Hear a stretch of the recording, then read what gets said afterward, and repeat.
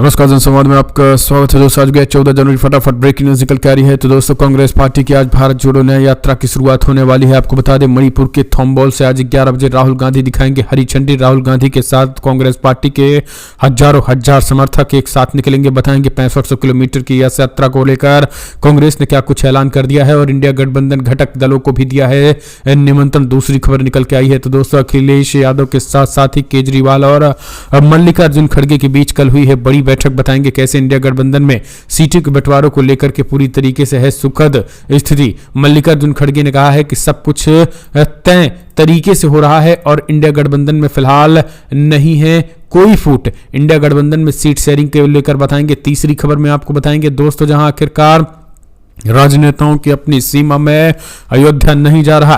प्राण प्रतिष्ठा समारोह पे बोले पुरी आचार्य शंकराचार्य। बताएंगे इसके बारे में उन्होंने क्या ऐलान कर दिया है और कैसे कहा है कि कोई विवाद नहीं हो रही, सहो मत डरो मत। कांग्रेस पार्टी ने एक और बड़ा ऐलान कर दिया है। कांग्रेस ने भारत जोड़ो न्याय यात्रा के लिए नए गाने लॉन्च करते ही तहलका मच गया है और बड़ी अपडेट निकल के आई है दोस्तों। कैसे इंडिया गठबंधन पर मायावती लेंगी बड़ा फैसला। इस वजह से कांग्रेस और सपा ने लिया है बड़ा निर्णय। तो एक एक करके बताएंगे दोस्तों आखिर कैसे मध्य प्रदेश के में लग गया है तगड़ा झटका। बीजेपी को खुद के जो है वो सांसद और विधायक ने खोला मोर्चा और शिवराज सिंह के बेटे ने क्या कुछ अपनी सरकार को लेकर खुलासे किए हैं। किसने मुख्यमंत्री मोहन भागवत को बता दिया है पपट। तो सब कुछ खबरें एक एक करके आपको जान लेना बेहद जरूरी है। लेकिन इससे पहले एक छोटा संवेदन, अगर आपने चैनल को सब्सक्राइब नहीं किया तो पल पल के अपडेट के लिए चैनल को सब्सक्राइब करना न भूलें दोस्तों। दरअसल पहले बड़ी अपडेट निकल के आई। आपको बता दें भारत जोड़ो न्याय यात्रा के दौरान राहुल गांधी अलग अलग नागरिक संस्थाओं से मिलेंगे और जनसभाएं करेंगे। आज आपको बता दें 11 बजे राहुल गांधी की इस यात्रा की शुरुआत करेंगे और इस सब के बीच जो है वो इम्फाल राहुल गांधी पहले खोंगजोम युद्ध स्मारक जाएंगे। इस युद्ध स्मारक का महत्व सिर्फ मणिपुर ही नहीं बल्कि पूरे देश के लोगों का। और इसी बीच कांग्रेस पार्टी ने पहले कन्याकुमारी से कश्मीर तक भारत जोड़ो यात्रा निकाली थी और अब भारत जोड़ो न्याय यात्रा निकालने का ऐलान कर दिया गया है। और उस पूरे मामले में आपको बता दें कांग्रेस पार्टी राहुल गांधी की इस यात्रा में सीधे तौर पर मल्लिकार्जुन खड़गे ने तमाम विपक्षी पार्टियों को भी न्योता दिया, यानी इंडिया के गठबंधन घटक दलों को भी आमंत्रित किया गया है। और उन्होंने कहा है कि इंडिया के घटक दल भी शामिल होंगे।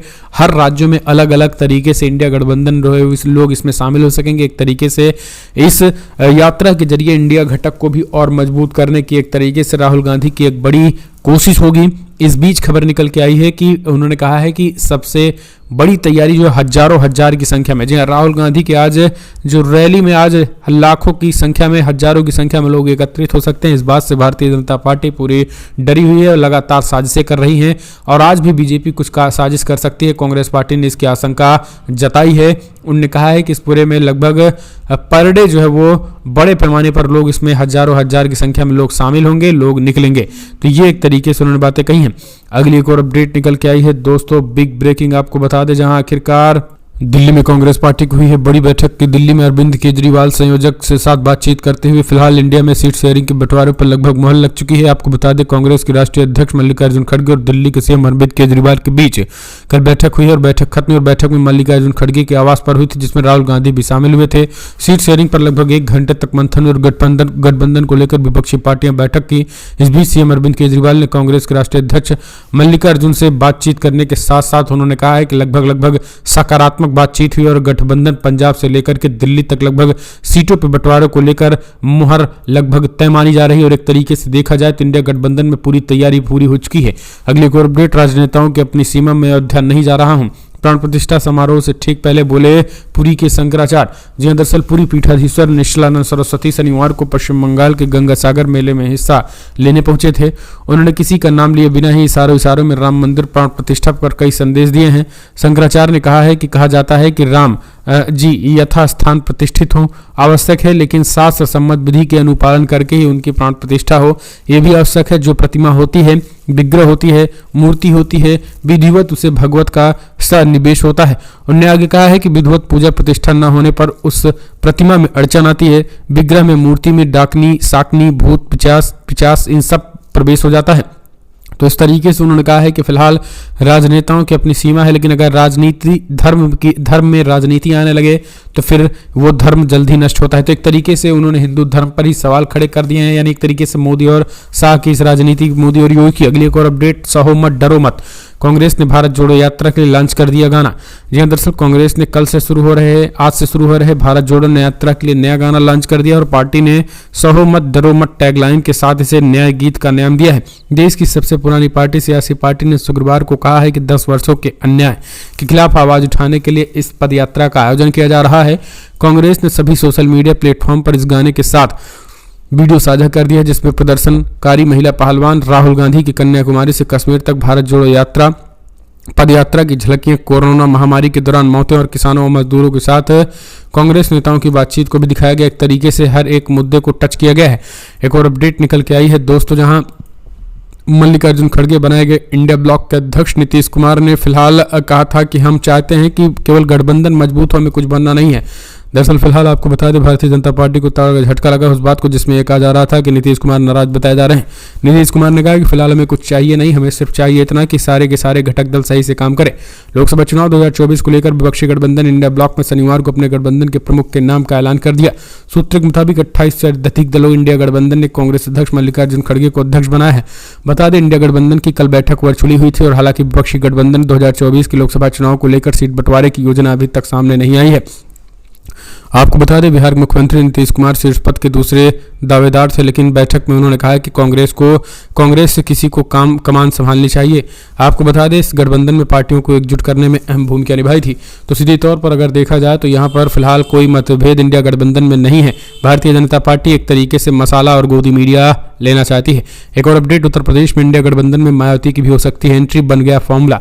जहां दरअसल आपको बता दें, मायावती की भी इंडिया गठबंधन में एंट्री होने जा रही है। भारतीय जनता पार्टी को तगड़ा झटका लग रहा है और अगर देखा जाए तो यहाँ पर मायावती की अगर एंट्री इंडिया गठबंधन में होती है तो फिर सीटों के बंटवारों को लेकर भी फॉर्मूला तय हो गया है। कहा जा रहा है कि 35 सीटों पर सपा, बसपा 30 सीटों पर, कांग्रेस 10 सीटों पर, रालोद को 5 सीटें दी जा सकती है और इस तरीके से जो है वो इंडिया गठबंधन में आने की तैयारी चल रही है। कहा जा रहा है कि मायावती ने जो है वो पॉजिटिव रिएक्शन कांग्रेस पार्टी को दिए हैं, इस वजह से 15 तारीख यानी कि उनकी जन्म जयंती पर जो है वो कल जन्म दिवस पर जो है वो ये बैठक कांग्रेस पार्टी के आला कमान लीडरों के साथ की जाएगी।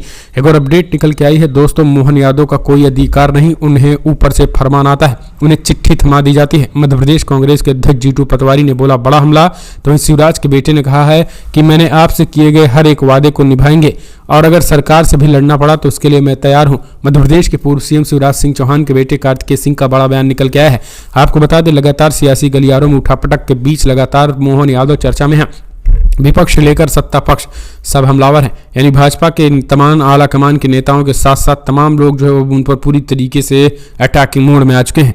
एक और अपडेट, 22 जनवरी को उद्धव ठाकरे कालाराम मंदिर में आरती करेंगे। उद्धव ठाकरे का ऐलान, फिलहाल राष्ट्रपति को दिया निमंत्रण। दरअसल उन्होंने राष्ट्रपति द्रौपदी मुर्मू को आमंत्रित कर दिया है और इस बीच उन्होंने 22 जनवरी को उद्धव ठाकरे कालाराम मंदिर में आरती करने का ऐलान किया है। उन्होंने कहा, मैं भक्त हूँ, राम भक्त, लेकिन अंध भक्त नहीं हूँ, मैं देशभक्त हूँ, मैं किसी का अंध भक्त नहीं हूँ। अगली एक और अपडेट निकल के आई है दोस्तों, बिग ब्रेकिंग, जहां आपको बता दें झारखंड फिलहाल सीएम हेमंत सोरेन को ईडी ने फिर से भेजा सम्मन, 16 से 20 जनवरी के बीच पेश होने को कहा। जहां दरअसल बड़ी अपडेट निकल के आई है। आपको बता दें, झारखंड के सीएम हेमंत सोरेन को ईडी ने एक बार फिर से समन भेज दिया है। 16 से 20 जनवरी के बीच पेश होने को कहा है और कहा है कि सिचुएशन जो है वो फिलहाल पूरी तरीके से सरकार जानबूझ करके इंडिया गठबंधन को इस तरीके से करना चाहती है और जानबूझकर तोड़फोड़ करने की तैयारी भारतीय जनता पार्टी कर रही है। अगली एक और अपडेट निकल के आई है दोस्तों, यमन में होते विद्रोहियों को टारगेट कर अमेरिका ने फिर से किया अटैक, टॉम हॉक मिसाइल से ध्वस्त किए 30 ठिकाने। एक और खबर निकल के आई है, युद्ध के अब नए चरम पर पहुंच रहा है। इजरायल और हमास जंग के बीच मिडिल ईस्ट में बड़े युद्ध का खतरा मंडरा रहा है। हमास के समर्थक हूतियों पर पिछले 2 दिनों से अमेरिका एयर स्ट्राइक कर रहा है। उसने ब्रिटेन के साथ मिलकर दर्जनों बमबारी कर हूती के कई ठिकानों को तबाह किया है। शुक्रवार को हमले में हूती के रडार सिस्टम को निशाना बनाया गया, जिसके जरिए वे लाल सागर में मिसाइलें दागते हैं। अमेरिकी राष्ट्रपति जो बाइडेन का रुख स्पष्ट है और साफ कर चुके हैं कि वो लाल सागर में शिपिंग रूट की सुरक्षा चाहते हैं। ताजा हमलों में बताया जा रहा है कि 5 लोग मारे गए हैं। ताजा हमलों को अगर अकेले अमेरिकी सेना ने अंजाम दिया है तो अमेरिकी सेना के मुताबिक अमेरिकी डिस्ट्रॉयर क्रूज मिसाइलों से यमन पर ताजा हमला किया है। इस संबंध में ज्यादा जानकारी दिए बगैर ही अमेरिकी अधिकारियों ने बताया है कि यमन में हूती के रडार सिस्टम को निशाना बनाया गया है। इसके जरिए लाल सागर में लगातार मिसाइलें दाग रहे हैं। इसके जवाब में शुक्रवार को अमेरिकी सेना ने यमन में हूतियों के 30 ठिकानों को निशाना बनाया है। राजधानी सना में अल दलामी एयरबेस को भी जो है वो निशाना बनाया गया है। तो सीधे तौर पर अमेरिका जो है वो ये स्ट्राइक किया है और उनका कहना है कि ये हम आत्मरक्षा में कर रहे हैं, जो लाल सागर में हुए हमले का हम जवाब दे रहे हैं। अब इस पूरे मामले में यमन की तरफ से कहा गया है कि हम तैयारी कर रहे हैं और ऐसा पलटवार करेंगे कि अमेरिका दोबारा यमन की तरफ नहीं देखेगा। उन्होंने एक लाइन कही है, ज्यादा कुछ अभी बोलने से इनकार किया है। एक और अपडेट निकल के आई है, अमेरिका के खिलाफ लगातार यमन पर हमले करने के बाद अमेरिका के खिलाफ लगातार बढ़ रहा है गुस्सा। जो बाइडेन के खिलाफ अमेरिका में कई सांसद खुलकर विरोध करने लगे हैं। आपको बता दें, भारतवंशी प्रमिला जयपाल के बाद अब कांग्रेस वुमेन कोरी वुस ने भी सवाल खड़े कर दिए। उन्होंने कहा कि this is illegal and violate article 1 of the constitution. सीधे तौर पर उन्होंने कहा है कि आपने यानी यमन पर जो अटैक किए गए हैं बिना कांग्रेसियल अप्रूवल के, यानी बिना संसद के अप्रूवल पर यमन में जो एयर स्ट्राइक की गई है वो पूरी तरीके से इलीगल है और आर्टिकल 1 का वायलेट करती है। सीधे तौर पर संविधान के अनुच्छेद 1 का जो है ये वायलेशन है, ये कोरी बुश ने कहा है। उन्होंने कहा है कि और इसको लेकर कि ये पूरी तरीके से the people do not want more out our tax payer dollars, यानी हमारे टैक्स पेयरों के पैसे को पूरी तरीके से जो है वो बर्बाद किया जा रहा है। किलिंग ऑफ सिविलियन, आम नागरिकों को मार करके। Stop the bombing and do better bye US, यानी उन्होंने कहा है कि इस बॉम्बिंग को खत्म करो, हमले को बंद करो और अमेरिका के द्वारा एक अच्छा कार्य करो ताकि एक तरीके से इस पूरे हमले पर रोक लगवाओ, ये उन्होंने कहा है। यानी कई तरीके से देखा जाए तो सांसदों का विरोध हो गया है और इस पूरे हमले को टैक्स पेयर के पैसों की बर्बादी बताया जा रहा है। उनका साफ कहना है कि सरकार केवल और केवल, दरअसल आपको बता दें कि चुनाव दोनों जगह पर, यही कारण है कि इन लोगों का कहना है कि चुनाव के मद्देनजर अपनी जनता को जो है वो अपनी जनता को ये बरगलाने की कोशिश कर रहे हैं, क्योंकि विरोध दोनों ही राष्ट्राध्यक्षों को के खिलाफ है। जो बाइडेन को लग रहा है कि हम इसी युद्ध के जरिए अपना चुनाव जीत लेंगे, इजरायली पीएम को लगता है कि इसी युद्ध के जरिए हम अपनी कुर्सी बचा लेंगे, लेकिन ऐसा होता दिखाई नहीं दे रहा है। उनके मंसूबे पूरी तरीके से फेल होते दिखाई दे रहे हैं।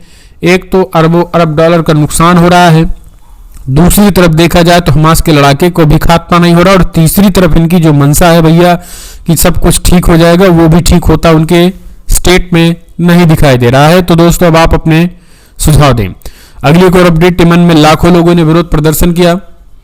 वीडियो आपको बता दें, कल जुमे की नमाज के बाद लाख में लोगों ने विरोध प्रदर्शन किया है और अमेरिका और ब्रिटेन के खिलाफ एक्शन की मांग की है। जैसे भारत में अगर किसी तरीके की कोई एयर स्ट्राइक हो जाए पाकिस्तान या चाइना, तो समझिए भारत के लोग सड़कों पर उतरकर सरकार से मांग करते हैं। ठीक उसी तरीके से यमन की राजधानी सना से लेकर यमन में पूरे कई जगहों पर आम जनता, जो अभी तक खास करके हूतियों के खिलाफ थी, यानी वहां पर एक तरीके से हूती जो है वो अलगाववादी के रूप में थे, लेकिन अब उन्हीं हूतियों के समर्थन में आम जनता भी आ चुकी है। उनका साफ कहना है कि ब्रिटेन और अमेरिका के खिलाफ कार्रवाई करो। तो वहां की जनता ने भी जुमे की नमाज के बाद उतरकर सड़कों पर विरोध प्रदर्शन लाखों लाख की संख्या में शुरू हो चुके हैं। तो देखा जाए तो अमेरिका के खिलाफ जो है वो गुस्सा फूट पड़ा है।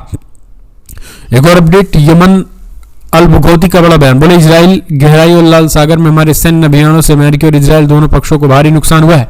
अमेरिका और ब्रिटेन ने जो किया उसका हम बदला लेंगे। हमने पहले केवल जानी इकाई से जुड़े समुद्री नेविगेशन को लक्षित किया था, अब अमेरिका और ब्रिटिश जहाज लाल सागर को पार करने की हिमाकत नहीं कर सकते हैं। इस पूरे मामले में खबर निकल के आई है कि सोमालिया की समुद्री सीमा में एक ऑपरेशन के दौरान अमेरिकी नौसेना के 2 सैनिकों को भी लापता कर दिया गया है। संभवतः यह है कि सोमाली लड़ाकों द्वारा अपहरण कर लिया गया है। तो अमेरिकी नौसेना ने यह देखा जाए तो यहां पर तगड़ा झटका दे दिया है उनके